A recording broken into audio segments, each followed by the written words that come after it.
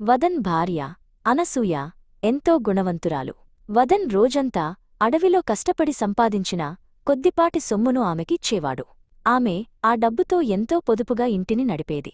మనం పేదవాళ్లం కావచ్చు, కాని ఎప్పుడూ నిజాయితీని వదలకూడదు అని వదన్ తన భార్యతో తరచుగా చెప్తుండేవాడు.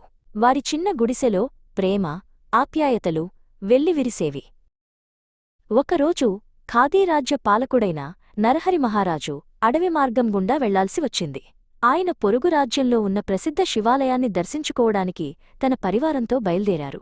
మహారాజు గుర్రంపై గంభీరంగా కూర్చుని అడవి అందాలను చూస్తూ వెళ్తున్నారు. అడవిలో పొంచి ఉన్న ప్రమాదం గురించి ఆయనకు ఏమాత్రం తెలియదు. ఖాదీ సామ్రాజ్యంపై కన్నేసిన శత్రురాజు శేఖర్ మహారాజు నరహరి మహారాజును అంతమొందించడానికి ఇదే సరైన సమయమని భావించాడు. అతను తన సైనికులతో కలిసి అడవిలోని దట్టమైన పొదల్లో దాక్కున్నాడు. శేఖర్ మహారాజు తన కత్తిని దూసి దాడి చేయడానికి సిద్ధంగా సైనికులకు సైగ చేశాడు. అతని కళ్లలో క్రూరత్వం కనిపిస్తోంది. హఠాత్తుగా శత్రు సైనికులు యుద్ధ నినాదాలు చేస్తూ నరహరి మహారాజుపై దాడి చేశారు.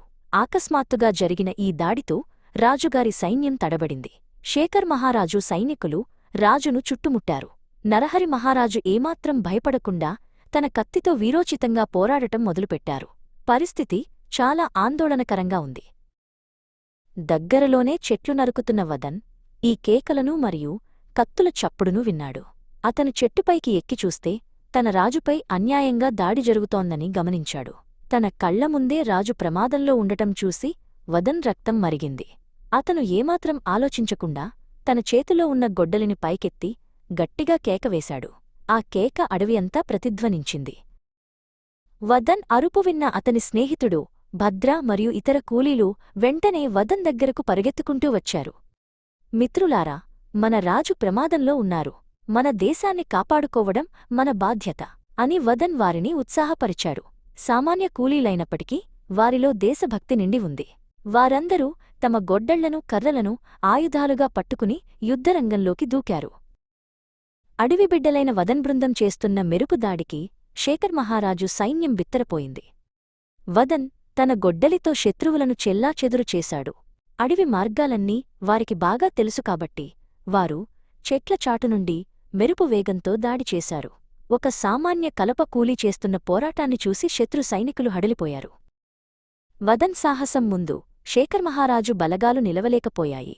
తన ప్లాన్ విఫలమైందని గ్రహించిన శేఖర్ మహారాజు అడవిలోకి పారిపోయాడు. యుద్ధం ముగిసింది.